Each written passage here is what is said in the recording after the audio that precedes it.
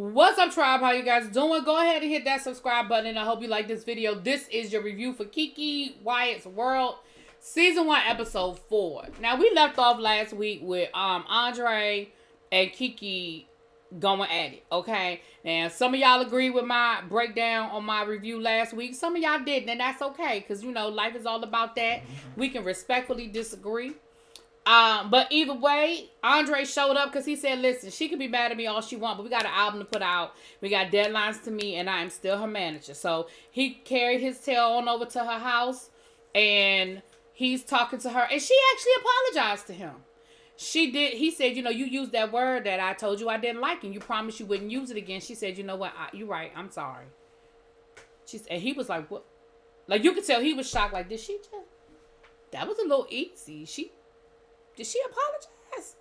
And she said, you know, I don't know what's going on with me. She said, I don't know if it's the postpartum. I don't know if it's just me being depressed. She said, but I'm just very, very short. Like, I just don't have it all.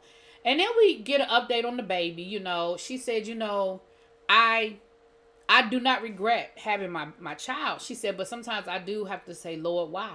You know, she said, he's definitely a miracle. He's definitely doing things that the doctor said he would not be able to do. And she said, you know, had I terminated the pregnancy like the specialist wanted me to, I look at this baby that's a perfectly healthy baby. Now, KeKe, I understand what you meant. Because what she meant was that the baby isn't what they said that baby was going to be. So I understood what she meant. I think some people might be like, that baby not healthy. But I understood what she meant. And it is a lot on her. You know, it's a lot at the hospital and stress and worry, and it's a lot of back and forth. What I love is the fact that the family is there. When she brought that baby home later on in this episode, the way those kids gathered around and kissed that baby and loved on that baby and was holding that baby. Listen, it is love in the house. Okay, it is love in that house.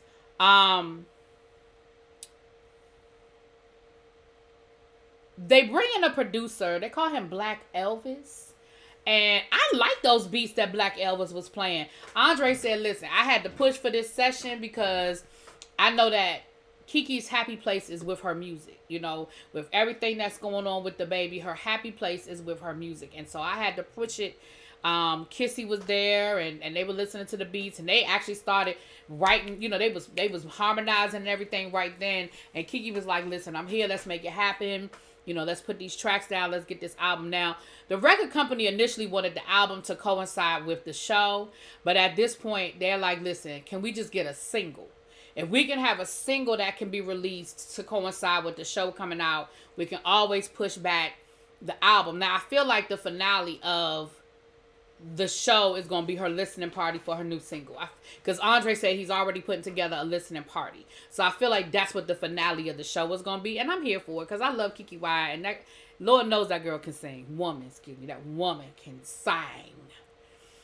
Now, Andre said that he has a branding company that he's dealing with. And he said that this whole thing with him and KeKe, the up and down, the ebbs and flow of their relationship, he said that has just made him even more determined to get his own stuff out. And so the first product that he's going to put out is a cake for your Christmas tree. Let me say this. I love Christmas, and I love most things Christmas. And I don't even hate the idea of a Christmas cake. I don't hate it. I don't hate the idea of it. I want to know what else he got coming, because he said they're gonna start with the cake for the tree. What else you selling, Andre? What else you got in your repertoire? Because what you gonna sell for Easter, Valentine's Day? It was interesting. I mean, I'd never thought of it, and again, I don't hate it. I could definitely see people doing it, you know. So here we are, you guys, at the crux of this episode. KeKe is talking to her mom about the party for her son, the one that had cancer. She actually is getting the cake together. She was it Rakaya? I think he's Rakaya. Or Kamaya. I think he's Rakaya. Child, these names. Now, I'm glad they went on and said it in this episode that Rakaya is openly gay, because I didn't want to say it. I didn't want to suggest. I didn't want to be insensitive. But okay, he openly gay. I thought that, and I know y'all was thinking it too. Well, what we found out is that she's having a party for him because when he was diagnosed with cancer, the doctors told KeKe that they didn't think he would make it to 21. He had stage 4 leukemia, and he was on chemo for years, and it was a lot. And he even said that there were times when he wanted to stop fighting. There were times when he didn't want to push through.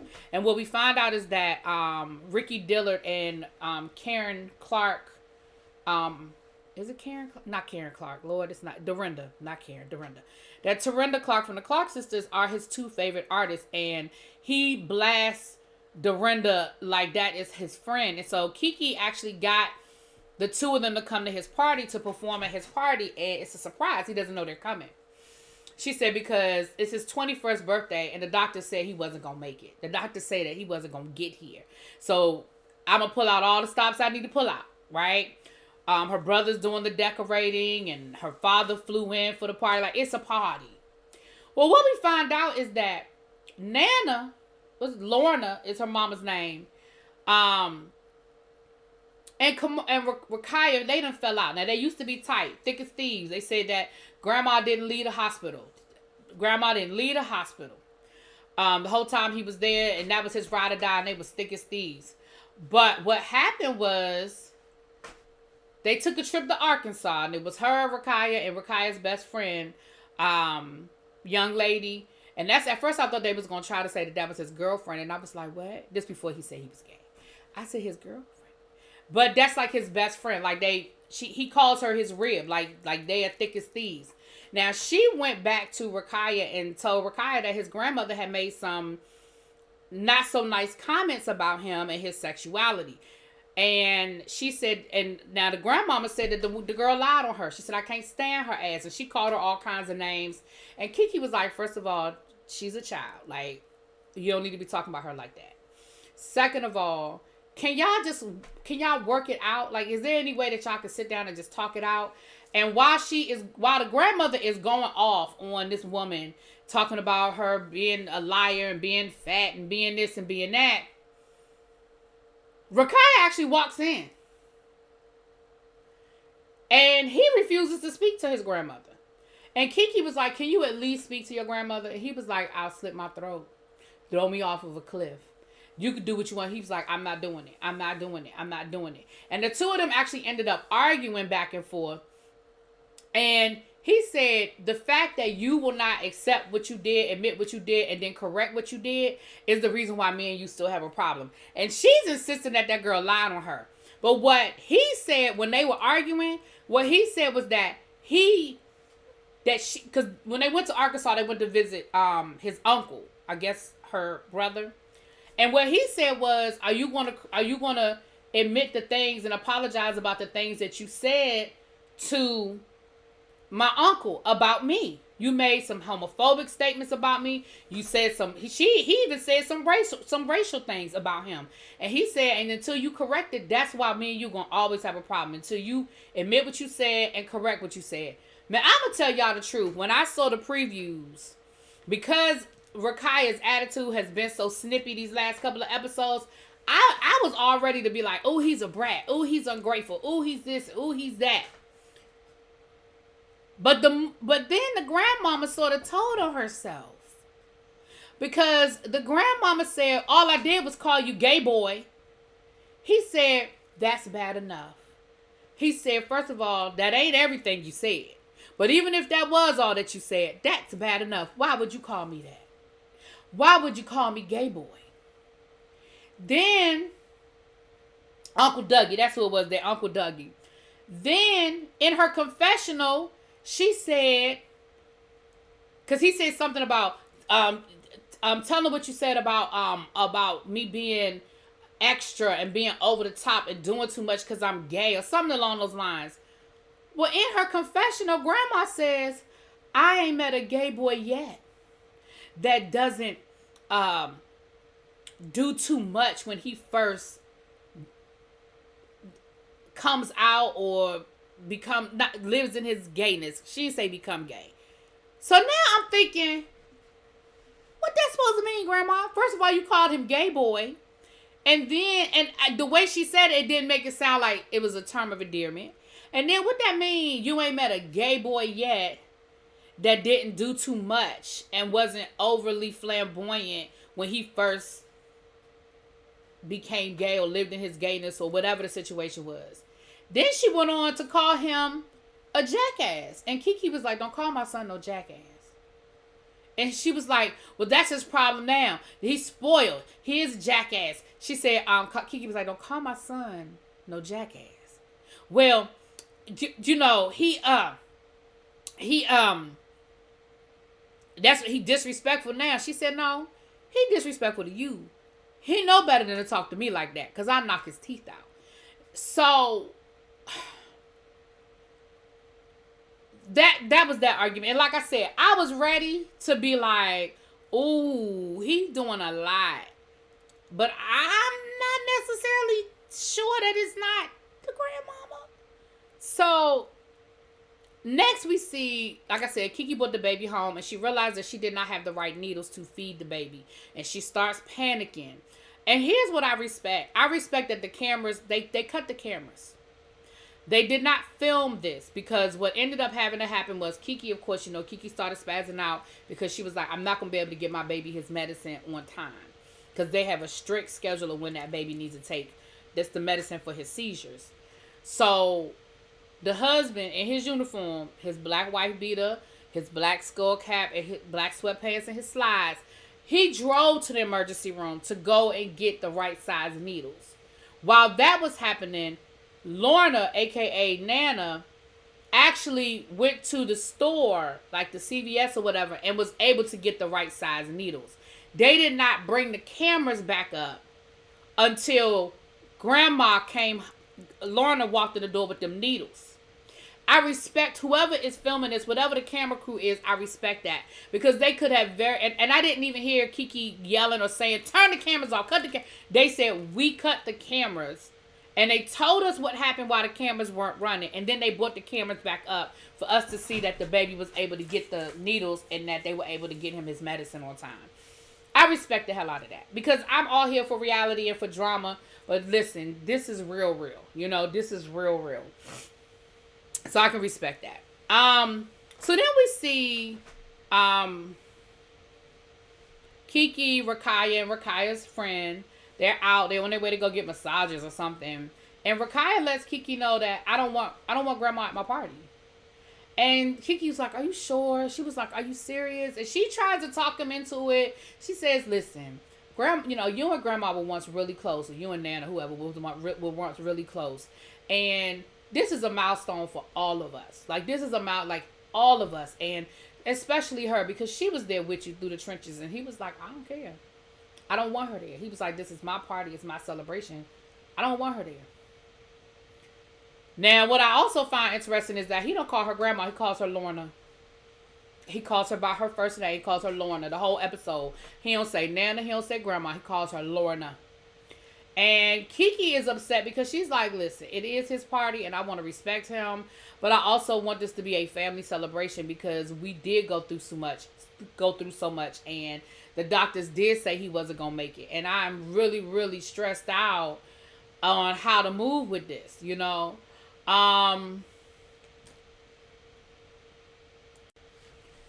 So next thing is we see KeKe talking to her Uncle Dougie where all this stuff happened between Raja and I said Raja. I've been calling this boy Kamari. Raja is the baby name. I hope I've been saying his name right. Raja is the baby. The son that's 2021. I told y'all these names, okay?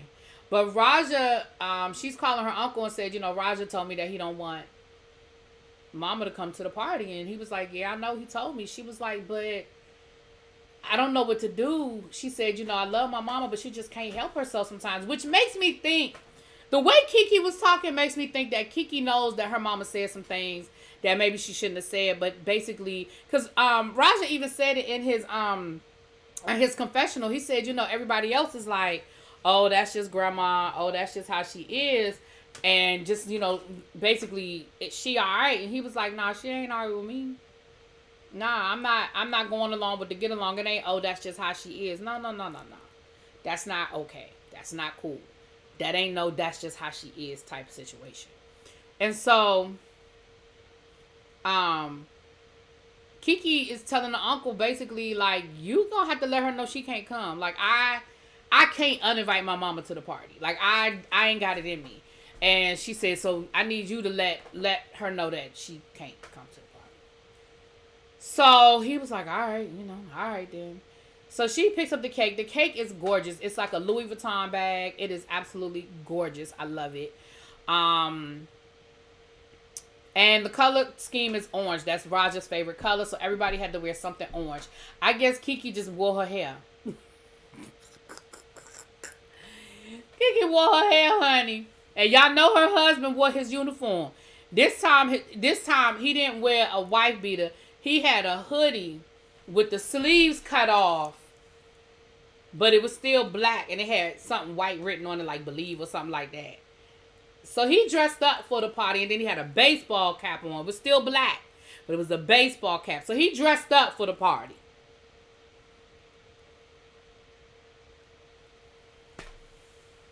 Shall we get to the party? Andre is there. The party is gorgeous. It's decorated gorgeous. I mean, it looks beautiful the way it's decorated. Her brother did the decorations and stuff. And baby, who was the first person to walk in the damn party? Well, the second person. The grandmama. And she talking about I know he didn't want me here, but I just couldn't let this day pass. And, I went through so much, and I feel like I should be here to help celebrate. Now, I'm going to be honest with y'all. I'm torn on how I feel about this because I 100% understand where grandma is coming from. Like, that is her grandbaby as much as what they going through right now. And I understand that the doctor said he wouldn't make it and you was on the front lines of this battle. Like, I understand it. But I also understand where Roger is coming from. He feels like you violated him. He feels like you insulted who he is as a person. And he is setting his boundaries to say, listen, you do not get to talk to me any kind of way. You do not get to insult who I am. You do not get to insult my sexuality, my race, all of the things that he feels like she violated. And again, it sounds like she's guilty. It sounds like she was out of pocket, but that they were like, okay, can you just forgive her and move on? And he's like, no, I'm not doing that. So he gets to the party and he is immediately upset because, again, she has once again violated him. Because he told her, he texted her himself and told her he didn't want her to be there. The other family members told her, you are uninvited. And she still decided to show up and felt like she had every right to be there. So, Roger gets up like he get ready to leave. Now, mind you, he get ready to miss his whole surprise. He get ready to miss Ricky Dillard and Dorinda Clark and all the things that his mama had planned for him. And Andre actually has to go out and talk to him and say, look, I get it. I get it. You don't want her here. You're upset. You have a right to feel that way. He said, but your mother spent a lot of money and a lot of time. And there are a lot of people here that love you. And, don't let that ruin your night. Because this is about you. This is your party and it's about you. So, he goes back in. He does go back in, but he's hot. He is hot. You hear me? And Ricky Dillard comes in. And Dorinda comes in, and baby, that boy can't stop crying. I mean, he breaks down. And he told them, he said, listen, when I was in that hospital bed, and when I felt like quitting and giving up, it was you. And he was talking to Dorinda. He said, it was you that kept me going. It was your songs. It was your music that kept me going. And then he told Ricky Dillard, he said, and you too, he said, y'all kept me. And so they ended up singing and everything and singing happy birthday and stuff like that. And it ended up being a really, really nice night. But again, Grandma said, look, I feel like I had every right to be here. Then she had a nerve to complain about what she had on. Ma'am, you ain't even supposed to be here. How you gonna complain about what you got on? You ain't even supposed to be here, ma'am. And you have been told by at least 3 people not to come. At least 3. And you showed, and not only did you show up, you was one of the first people in the door. Anyway, that's the episode. What y'all think? Y'all think Grandma should have been uninvited, or do y'all respect that Raja is setting his boundaries and saying what he will or will not accept from people in his life? Y'all let me know what y'all think. I will talk to y'all later. Peace.